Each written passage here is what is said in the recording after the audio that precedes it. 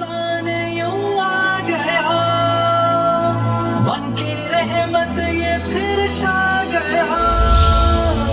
झुका ये सर और क्या मांगना, बंदा परवर है तू मस्ताना। अस्सलाम वालेकुम रहमतुल्लाहि व बरकातुहू। जी नाज़रीन, आप देख रहे हैं DN न्यूज़ में हूँ आपका मेज़बान कारी उमर वक़ास। जैसा कि आप जानते हैं कि गुज़श्ता रोज़ वज़ीर-ए-आज़म पाकिस्तान इमरान ख़ान ने अक़लियत बरादरी के जो उनको समरी भेजी गई उसके हवाले से उन्होंने कादियानियों को नेशनल कमीशन में बतौर अक़लियत शामिल करने का फ़ैसला किया, जिसकी पार्लियामेंट ने भी मंजूरी दे दी बज़ाहिर। आज हम इसकी शरई और आइनी हैसियत को जानने के लिए इंडियन न्यूज़ की जो लाइव ट्रांसमिशन है उसका सिलसिला जारी व सारी है। आज हमारे साथ मुअज़्ज़ज़ मुकर्रम मोहतरम मेहमान हमारे स्टूडियो में मौजूद हैं। मेरी मुराद एक अज़ीम मजहबी स्कॉलर प्रोफेसर अब्दुल्ला हाशमी, मैं उनको अपने स्टूडियो में खुशामदीद भी कहता हूँ। बहुत शुक्रिया। और आज हम उनसे इस हवाले से आइनी और शरई हैसियत जो है वो जानने की कोशिश करेंगे और अपने नाज़रीन को इस हवाले से जो है वो दिखाएंगे और बतलाएंगे कि आज जो सबसे बड़ा मसला अक़ीदा तौहीद के बाद वो है ख़त्म नबूवत, जिसके ऊपर कोई भी मुसलमान जो है वो कंप्रोमाइज़ करने के लिए तैयार नहीं है। तहफ़्फ़ुज़ात का दूर होना ये बहुत ज़रूरी है। उस वक़्त के जब उम्मत मुस्लिमा को डबल माइंड कर दिया गया, जो कन्फ्यूज़न पैदा कर दी गई, कुछ लोग इसकी वकालत के अंदर जो है वो सोशल मीडिया और दिगर जो है वो अपने ज़राए से एक्टिव हैं, और कुछ लोग जो है वो अपने ईमान की जो है वो एक बका के लिए, अपने ईमान के तहफ़्फ़ुज़ के लिए जो है उलमा से रुजू करने की कोशिश कर रहे हैं। तो उसी सिलसिले को हमने जो है वो अल्हम्दुलिल्लाह शुरू किया है। तो आज हमारे मुअज़्ज़ज़ मेहमान से सबसे पहला सवाल मैं ये करना चाहूँगा कि क्या कादियान ने अपनी ज़ुबान से या इतराफ़ करते हुए अपने आप को अक़लियत के तौर पे पेश किया है? क्या वो अपने आप को अक़लियत समझते हैं? आप हमारे नाज़रीन को इस हवाले से बताइए। जी बहुत शुक्रिया। बिस्मिल्लाहिर्रहमानिर्रहीम, अल्हम्दुलिल्लाहि वहदहु वस्सलातु वस्सलामु अला मन ला नबिय्य बअदा, अल्लाहुम्मा सल्लि अला मुहम्मदिन व अला आलि मुहम्मद। सवाल असल में ये है कि कादियानी जो हैं ये बतौर अक़लियत ख़ुद को अक़लियत मानते हैं कि नहीं मानते हैं। पहली बात तो ये कि बहुत दुख के साथ और अफसोस के साथ कहना पड़ता है कि मुमलकत खुदादाद पाकिस्तान में, जहाँ जो कि ला इलाहा इल्लल्लाह की बुनियाद पर ये वतन हासिल किया गया है और मोहम्मद रसूलुल्लाह की बुनियाद पर सल्लल्लाहु अलैहि वसल्लम, उस वतन अज़ीज़ में इस तरह की बातें चे मानीदारत ये मेरी समझ में नहीं आ रहा। एक कुरान और सुन्नत का मनहज हो, हमारा जो आइन है, जो हमारा कॉन्स्टिट्यूशन है वो कुरान और सुन्नत हो, उस मुल्क में जहाँ किताब और सुन्नत के मुवाफ़िक क़वानीन बनने चाहिए, ना कि मुनाफ़ी। तो ये बात बड़ी अजीबोगरीब लगती है कि एक ऐसा कानून जिसको बाकायदा शरीयत ने तो इसको बहुत ही पहले तय कर दिया, वो तो बात ही बड़ी मस्कत है, वो तो बिल्कुल समझ लीजिए कि एब्सोल्यूट है, उस पर तो हम कोई दो राय पेश ही नहीं कर सकते हैं। अल्लाह पाक खुद फरमाते हैं कि मेरे पैगंबर जो हैं ये तुम मर्दों में से किसी के बाप नहीं, मा काना मुहम्मदुन अबा अहदिम मिन रिजालिकुम वलाकिन रसूलुल्लाहि व खातमुन नबिय्यीन व काना अल्लाहु बिकुल्लि शैइन अलीमा। तो ये तो आयत मस्कत है, मतलब ये एब्सोल्यूट है। सवाल ये है कि हमारे आइन में ये तो शरई कानून के तहत अगर देखा जाए तो अल्लाह के पैगंबर के बाद तो ख़त्म नबूवत या नबूवत का इकरार करना ये तो बहुत, मैं समझता हूँ, बड़ी जसारत है। आप खुद फरमा गए ला नबी आबादी, बहुत बड़ी इसको हम जसारत कह सकते हैं। और दूसरी बात जिसकी तरफ मैं इशारा करना चाहूँगा कि आइन पाकिस्तान, कोई भी देखें मुल्क है उसका आइन काबिल एहतराम होता है और आइन तय करता है कि कौन सा काम कैसे, क्यों, किस हाल में, कैसे, किस वक्त में करना चाहिए और किसके लिए क्या हुक्म है। आइन पाकिस्तान में वाज़े तौर पर 1973 के अगर आप आइन को देखते हैं तो गैर मुस्लिम अक़लियत, गैर मुस्लिम करार दिया गया है इन्हें, यानी इन अहमदियों को या कादियानियों को। साबिक़ वज़ीर आज़म पाकिस्तान के जो ज़ुल्फ़िकार अली भुट्टो, मैं समझता हूँ कि उस बंदे ने बड़ा काम किया कि उसने इन्हें गैर मुस्लिम, बल्कि अगर आप थोड़ा सा तरीक़ से अगर आशना हो और इसको पसंद करते हों तो ज़ुल्फ़िकार अली भुट्टो باقاعدہ اس کام کو اپنے لیے باعث فخر جانتے تھے. وہ کہتے تھے کہ شاید یہی نیکی کہ میرے پاس ہے کہ میں نے اللہ کے نبی کے دشمنوں کو یا جو ختم نبوت کے منکر ہیں میں نے ان کو اقلیت یا غیر مسلم قرار دیا ہے. بہرحال اصل میں بات یہ ہے کہ آئین پاکستان ہم سب کے لیے قابل احترام ہے. شرعی قوانین تو الگ سے ٹھہرے، ان کی تو ہم بحث ہی نہیں کریں گے. آئین پاکستان کے تحت بھی یہ لوگ جو آرٹیکل ہے 298C اور B جس میں باقاعدہ ان 5 چیزیں ان کی کالعدم قرار دی گئی ہیں. نکاح سے میں ذرا تھوڑا توجہ کرنا چاہوں گا کہ 5 چیزیں، یعنی 5 چیزیں وہ جو کسی بھی قوم کی آپ کہہ لیں پہچان ہوتی ہیں، کسی مذہب کی پہچان ہوتی ہیں. اب دیکھیں سب سے پہلی بات تو یہ ہے کہ یہ ان کی جو عبادت گاہ ہے، عبادت گاہ کو ہی مسلمانوں کی طرح یہ ایز اے مسجد ڈکلیئر نہیں کر سکتے. اذان ان کی ممنوع، اذان مطلب سپیکر میں نہیں کہہ سکتے، خود کو مسلمان نہیں کہہ سکتے، اپنے دین کو اسلام نہیں کہہ سکتے. یہ 4 چیزیں، اور اپنے آپ کو بھی مسلمان نہیں کہہ سکتے. اور سب سے بڑی بات ہی اپنے عقیدے کی تبلیغ نہیں کر سکتے. اب مجھے بتائیے ایک سوال ہے کہ تبلیغ جو ہے وہ زبانی کلام میں بھی اور اپنا لٹریچر بھی تقسیم نہیں کر سکتے، مطلب کوئی کسی پرنٹ شکل میں. آپ دیکھیں یہ بات کیسی عجیب معلوم ہوتی ہے. میں تو خود حیران ہوں جب سے یہ فیصلہ جب سے یہ بات چل رہی ہے. انتہا درجے کی مزے کا حیض بات میں اسے کہوں گا کہ یہ تمام وہ چیزیں ہیں جو کسی مذہب کو حاصل ہوتی ہیں. یعنی اب دیکھیں ہمارے پاکستان میں کوئی ایک مذہب نہیں ہے. اس کو مذہب تو کہا بھی نہیں جا سکتا نا کہ یہ کوئی مذہب، یہ تو ایک فتنہ ہے.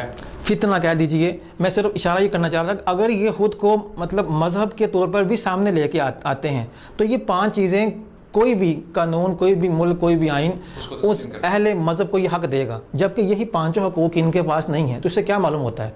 کیا یہ حامین اہل مذہب کہہ سکتے ہیں؟ بہت بڑی جسارت ہے. بہرحال میں تو یہ سمجھتا ہوں کہ اس معاملے میں ہمارے جو سرکردہ لوگ ہیں، جو ہمارے بڑے ہیں، ان کو اس معاملے میں بڑے غور کے ساتھ دیکھنا چاہیے. اور یہ چونکہ حساس مسئلہ ہے، بہت سینسیٹیو معاملہ ہے. اگر اتنا ہی آسان معاملہ ہوتا تو دیکھیں کہ جب 73 میں میں اس دن تاریخ پڑھ رہا تھا تو اس میں ایک بڑی عجیب بات سامنے آئی کہ علماء کے بورڈ نے، یعنی جس پینل نے یہ فیصلہ کیا تھا، اور یہ 1 یا 2 دن نہیں، کئی روز تک سماعت چلتی رہی. کئی روز تک یہ سماعت باقاعدہ کورٹ میں، سپریم کورٹ میں چلتی رہی اور بینچ تشکیل دیتے رہے اور بار بار اس کو سنا گیا، اس پر ڈبیٹ ہوئی. اور یہ مرزا قادیانی کے جو اس وقت کے جو تھے ان کے رہنما، ان کو باقاعدہ موقع فراہم کیا گیا کہ آپ اپنے آپ کو اپنی صفائی پیش کریں. کیا آپ نہیں پیش کر سکے؟ کیا آپ ان علماء کے پینل یا اس بورڈ کے جو اعتراضات ہیں آپ ان کو کنڈیم کرتے ہیں، آپ ان کو غلط ثابت کرتے ہیں، اور وہ بندہ ثابت نہیں کر سکا؟ اور یہ کوئی 1-2 فرد کا معاملہ نہیں ہے، صرف میری ذات کا معاملہ نہیں ہے، میں نے ڈکلیئر نہیں کیا، کسی اور نے. یہ تو باقاعدہ علماء کا اور معزز علماء کا، جس میں اس وقت کے مفتیان یا پاکستان کے وہ جو سپریم کونسل علماء ہے انہوں نے اس کو ڈکلیئر کیا. اور پھر اور پھر عجیب بات ہے کہ یہ ایک ایسا میں سمجھتا ہوں معاملہ کہ جس میں کوئی ایک فرقہ نہیں، تقریباً ہر مکتبہ فکر، ہر اسکول آف تھاٹ وہ اس معاملے میں ایک پیج پہ ہے کہ سب ان لوگوں کو غیر مسلم تصور کرتے ہیں. اور اقلیت، اچھا اقلیت کی جہاں تک ہم بات ابھی کر رہے تھے، اقلیت کی میں ایک بات سمجھ لیجئے کہ اسلامی گورنمنٹ کا یہ باقاعدہ حکم ہے اللہ کے پیغمبر کی طرف صلی اللہ علیہ وسلم کہ وہ اقلیت کو تحفظ دے گی. اچھا اب جو اقلیت کو جو تحفظ دیا جائے گا نا، اس کی کچھ شکلیں ہیں. ذرا میں تھوڑی سی یہاں پہ میں ذرا بس ایک جی بالکل میں اس سوال کی طرف آتا ہوں کہ اقلیتوں کے جو ہے وہ حقوق کیا ہیں شرعی نقطہ نظر سے، اور اس وقت کے کیا ہر اقلیت کافر ہوتی ہے؟ یہ سوال انشاءاللہ میں آپ سے اس کا جواب بعد میں لوں گا.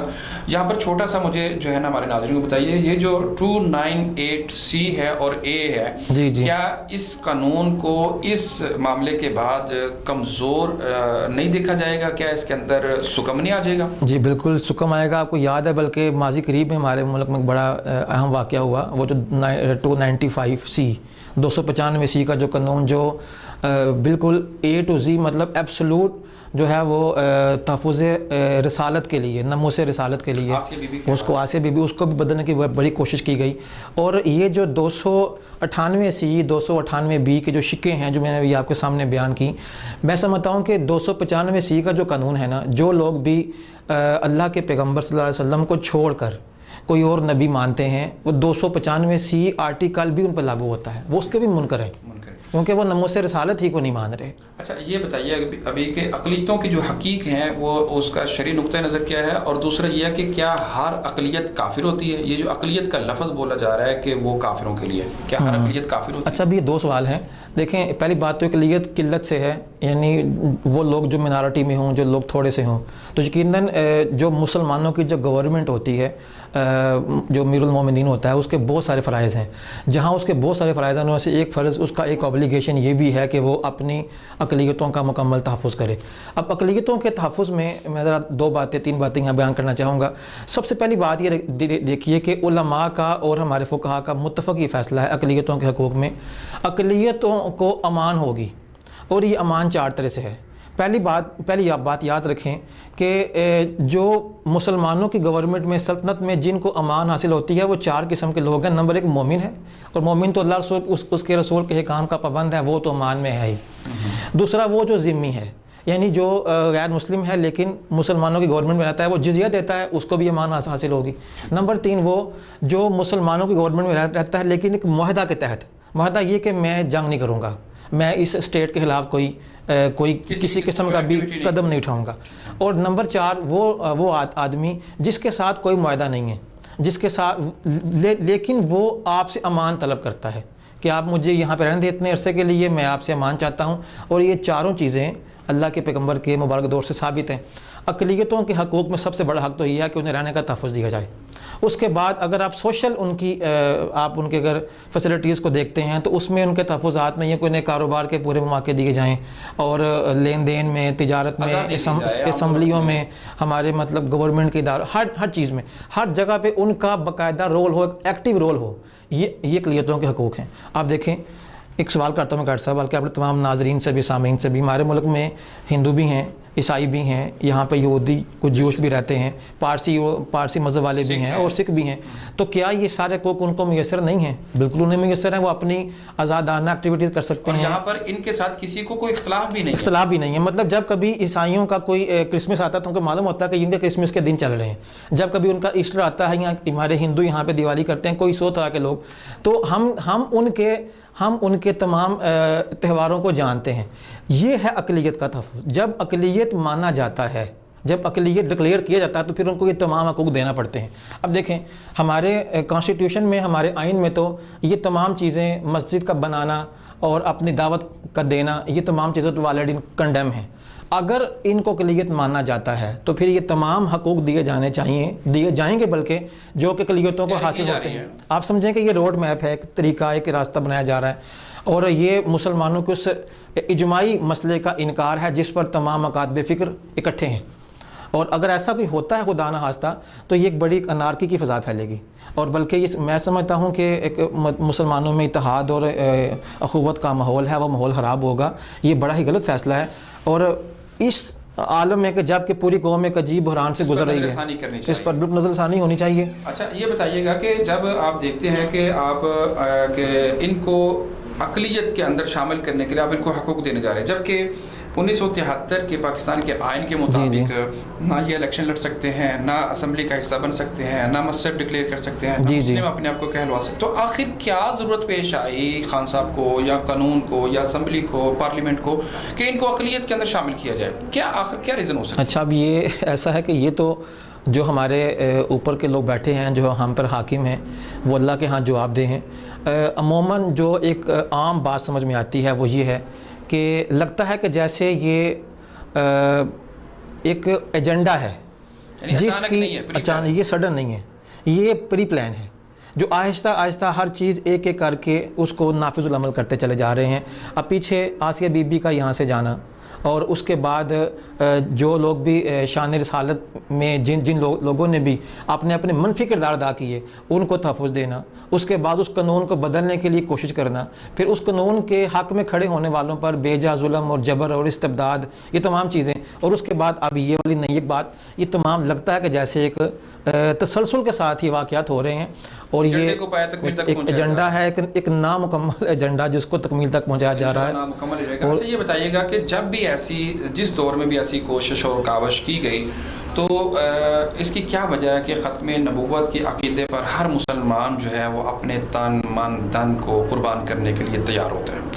یہ غیر صاحب، یہ اللہ تعالیٰ کا بڑا احسان اور شکر ہے. میں الحمدللہ علی ذالک، اللہ کا فضل ہے کہ اس امت کا ہر بچہ اور ہر نوجوان، ہر بزرگ اس عقیدے پر ایسا مضبوطی کے ساتھ کھڑا ہوا ہے کہ اگر اس کو اپنے تن من کی قربانی بھی دینا پڑتی ہے. یہ 73 کے بعد جو ان کو غیر مسلم اقلیت قرار دینے کے بعد آپ کو یاد ہے کہ جب وہ طریقے ختم نبوت چلی تو اس میں کیا کچھ نہیں ہوا، کتنے ماؤں کے بیٹے شہید نہیں ہوئے، کتنے نذرانے پیش نہیں کیے گئے. اور یہ سلسلہ آج سے نہیں ہے. میں سمجھتا ہوں کہ یہ جب سے مسلمہ کذاب نے جب سے اپنی نبوت کا اعلان کیا، اللہ کے پیغمبر کے دور سے ہی، یعنی وہ جو جنگ ہوئی جس میں تقریباً 1300 کے لگ بھگ مسلمان ہیں، اتنے کسی بھی جنگ میں مسلمان شہید نہیں ہوئے جتنے یہاں شہید ہوئے ہیں. یہ کیا ہے؟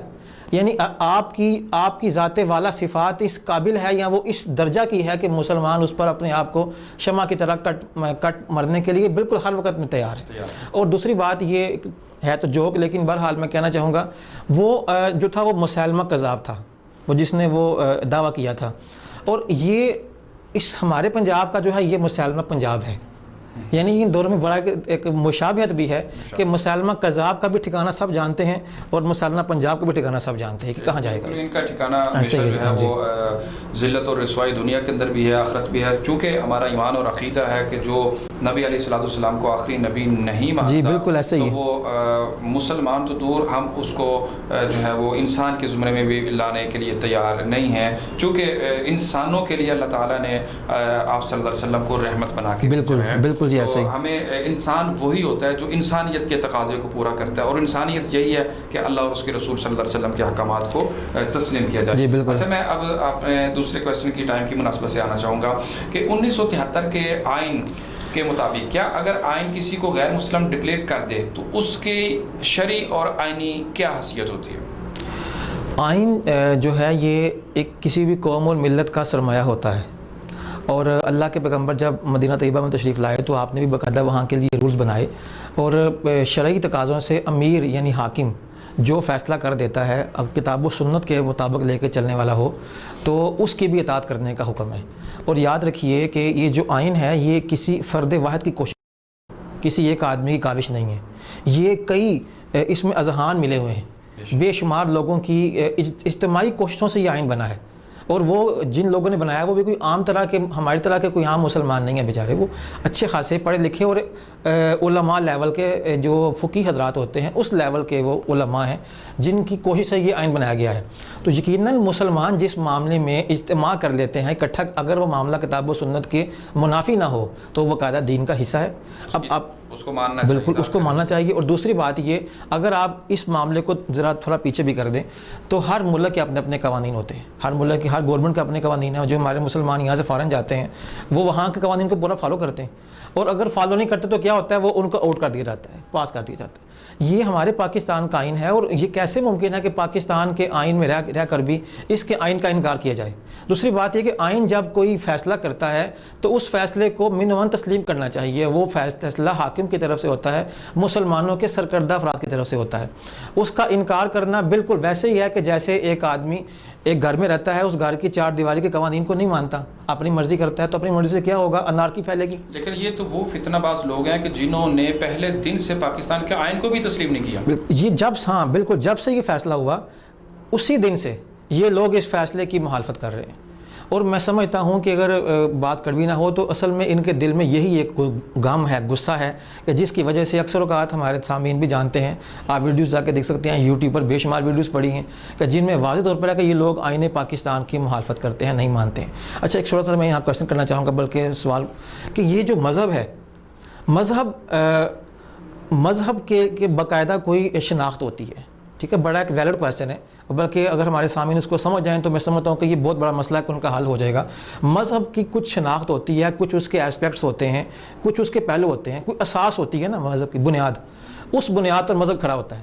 جیسے دین اسلام ہماری جو بنیاد، بالکل جی، ہماری جو اسلام کی بنیاد 5 چیزوں پر ہے، اور اس سے سب سے بڑی بنیاد ہماری کتاب و سنت ہے. کتاب و سنت ہمارا شعار ہے اور ہم اسی کے لیے کوشش کرتے ہیں. اب ذرا کوئی سوال تو کرے ان ہمارے مطلب یہ میں انہیں کیا نام دے سکتا ہوں، ان بیچاری کہہ سکتا ہوں کہ انہیں بے دین ہی کہہ سکتا ہوں. کچھ سوال کرے کہ یہ مذہب کس بنیاد پہ کھڑا ہے. اگر قادیان کا، تو قادیان کو مذہب تو نہیں ہے. وہ تو ایک شہر کا نام ہے جو ہندوستان میں ہے، انڈیا میں ہے، اور اسی کے نام پر یعنی کوئی شہر کے نام پر بھی کبھی آج تک کوئی مذہب بنایا گیا ہے، پھر اس مذہب کی کوئی اساس نہیں۔ اگر یہ لوگ دعویٰ کرتے ہیں کہ ہماری اساس کتاب و سنت ہے تو پھر تو یہ ہمارے مسلمان بھائی اگر یہ دعویٰ کرتے ہیں کہ ہم کتاب و سنت کو ماننے والے ہیں تو پھر مجھے بتائیے کہ پھر ان میں ہمیں فرق کیا ہے؟ آخر وہ کیا شے ہے جو فرق کرتی ہے؟ کون سی چیز ہے جو جس کی بنیاد پر ہم ان کو مسلمان نہیں مانتے؟ وہ صرف فقط میں یہ ایک ہی جواب دوں گا، فقط وہ ذات رسالت مآب ہے صلی اللہ علیہ وسلم، اور اس کے اوپر کوئی کمپرومائز، اس پر کوئی کمپرومائز نہیں ہے۔ ذات رسالت مآب کے علاوہ کسی اور ذات کو اپنے لیے کافی شافی سمجھنا، حجت ماننا، دلیل ماننا، اور ان کی کتابوں میں باقاعدہ لکھا ہے، اگر یہ نقل کفر نباشت، بہرحال مجھے تو خوف ہی آتا ہے یہ کہتے ہوئے بھی، کتابوں میں ان کی لکھا ہے کہ محمد یوں اتر آئے ہیں ہم میں اور پہلے سے بڑھ کے اپنی شان میں، محمد دیکھنے ہوں جس نے اکمل وہ غلام احمد کو دیکھے قادیان میں۔ یہ باقاعدہ کتابوں پر شعر لکھا ہوا ہے۔ عجیب، الیاذ باللہ، یہ تو عجیب ہے، بہت بڑی ایک ان کی جسارت ہے۔ میں کہتا ہوں کہ ان سے بہتر تو وہ ہندو تھا، وہ جس نے یہ کہا تھا کہ محمد یوں افضل ہیں صلی اللہ علیہ وسلم، یوں افضل ہیں سارے رسولوں میں کہ ہے جیسے گلاب افضل زمانے بھر کے پھولوں میں۔ اور کس نے کہا؟ پنڈت ہری چند نے۔ وہ تو ان سے کہیں درجے کے جو ذات کو مانتا تھا، دین کو تو وہ بھی نہیں مانتا تھا۔ لیکن شیخ یہ ہندو، یہ پنڈت، اور کیا ایک محدث اور کیا ایک شیخ محمد صلی اللہ علیہ وسلم کی تعریف کرے گا جی ایسے ہی جس کی تعریف زمین و بنانے والے نے کی، جس کے بارے میں قرآن نے کہا وَرَفَعْنَا لَكَ ذِكْرَكَ، خود خالق جن کی تعریف کرتا ہے، اس کی شان کو بلند کر دیا گیا ہے۔ اچھا، میں آخری کویسچن جو آپ سے پوچھنا چاہوں گا وہ یہ ہے کہ ان کو جو اقلیت میں شامل کر لیا جاتا ہے، تو جب ان کی اقلیت جو ہے وہ ثابت ہو جاتی ہے تو پھر ان کو جو مذہب اور عقیدہ ان کا تسلیم کر لیا جاتا ہے، تو کیا پھر یہ الگ سے ان کے جو معاملات ہیں اس کو بھی ہمیں تسلیم نہیں کرنا پڑے گا؟ بالکل کہ جس طرح کہ ان کا بھی ایک دین ہے، ان کا مذہب ہے، ان کے نبی ہیں، ان کی وحی ہے، یہ سارے معاملات۔ بہت اہم سوال ہے کر صاحب آپ کا، میں ماشاءاللہ مبارکباد پیش کرتا ہوں آپ کو، بڑا اچھا کویشچن اٹھایا آپ نے۔ دیکھیں، اقلیت مذہب ڈیمانڈ کرتی ہے، مذہب اقلیت کی بیک پہ کوئی مذہب ہوتا ہے، مذہب ہونا چاہیے، مذہب ہوگی تو اقلیت ہوگی۔ اگر ہم مذہب کو مانیں گے تو پھر ان کی وہ تمام چیزیں ماننا پڑیں گی۔ اب کوئی بھی اقلیت ہے اس کے لیے پہلے مذہب ہوتا ہے، اور اگر خدا نخواستہ اقلیت ڈکلیئر کر دیا جاتا ہے تو پھر ذرا میں کچھ دو قدم اور آگے بڑھ کے بات کہنا چاہوں گا، پھر یہ اپنے اسکول بھی تیار کریں گے، الیکشن میں بھی آئیں گے، پھر یہ پارلیمنٹ کا حصہ باقاعدہ بنیں گے، پھر یہ جو ہمارے یہاں بین المذاہب امن کمیٹیاں ہوتی ہیں وہاں پر بھی آئیں گے، پھر جو مصالحتی کمیٹیاں ہوتی ہیں وہاں پر بھی آئیں گے۔ یعنی یہ کوئی ایسی جگہ نہیں جو حکومتی علماء کے جو پینل ہوتے ہیں وہاں بھی شامل، پھر تو کوئی جگہ ان سے باقی نہیں بچے گی۔ وہ جو اتنے سال کی جو جد و جہد مسلمانوں نے کی، جو اتنا ایک مسلمانوں کا مسلم اور پکا عقیدہ ہے، وہ تو ختم ہو گیا، تو زد پڑ گئی۔ تو خیر ناظرین، وقت کی مناسبت سے انشاءاللہ ہم دوبارہ اس موضوع کی طرف آئیں گے، تو اس وقت تک کے لیے بس میں یہی کہنا چاہوں گا کہ محمد سے وفات ہونے تو ہم تیرے ہیں، یہ جہاں کیا چیز ہے لوح و قلم تیرے ہیں۔ محمد صلی اللہ علیہ وسلم سے بڑھ کر اس کائنات کے اندر کوئی اللہ کا پیارا نہیں ہو سکتا، اور مومن کا بھی کوئی محبوب نہیں ہو سکتا۔ ہم تو اپنی جان، اپنی اولاد، اپنا ہر چیز نبی علیہ السلام کی ایک معمولی سے چھوٹی سے فرمان کے اوپر جو ہے وہ قربان کرنے کے لیے تیار ہے، کہ جائز کہ آپ صلی اللہ علیہ وسلم کی ذات کے اندر، میں بلکہ یہاں پر ایک بات اپنے ناظرین کی گوشوار کر دوں، ہم عقیدہ توحید کے اندر اللہ رب العالمین کی ذات کے اندر، اس کی صفات کے اندر اس کو وحدہ لا شریک جانتے ہیں، اس کا کوئی شریک نہیں ہے، وہ اپنی ذات اور صفات میں وحدہ لا شریک ہے۔ بے عین ہی میرا عقیدہ ہے، بلکہ ہر مسلم کا عقیدہ ہونا چاہیے کہ محمد صلی اللہ علیہ وسلم بھی اپنی صفات میں اور اپنی جو ہے شان میں وحدہ لا شریک ہے، جس طرح اللہ اپنی ذات میں اور صفات میں وحدہ لا شریک ہے، محمد صلی اللہ علیہ وسلم بھی اپنی ختم نبوت کے اندر اور اپنی جو ہے وہ شان اور صفات کے اندر وحدہ لا شریک ہیں۔ تو انشاءاللہ نیکسٹ پروگرام کے اندر نئے مہمان اور نئے انداز سے آپ سے جلد ہوگی ملاقات۔ مجھے اپنے میزبان قاری عمر وقاص اور معزز مہمان محترم پروفیسر عبداللہ ہاشمی کو دیجیے اجازت۔ دیکھتے رہیے ADN نیوز۔ مزید خبروں، تبصروں اور تجزیوں کے لیے ہماری ویب سائٹ www.adnpk.tv وزٹ کیجیے۔ اللہ حافظ۔